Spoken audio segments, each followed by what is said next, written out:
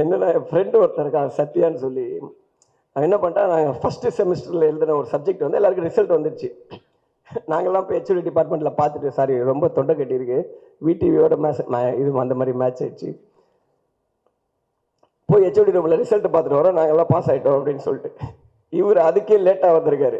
நேராக மேலே படிக்கட்டு ஏறி அதை பார்க்க போகிறதுக்குள்ளே அந்த பையன் என்ன பண்ணிட்டான், அவன் பார்த்துட்டு கீழே இறங்கி போகிறான். அவன் மேலே வரும்போது, ஏய் நீ எங்கடா போகிற மேலே அப்படின்னு சொல்லி, இல்லை நான் ரிசல்ட் வந்துருக்கலாம்ப்பா, ஏய் நீலாம் ஃபெயில்ரா வாடான்னு கூப்பிட்டு போயிட்டான்.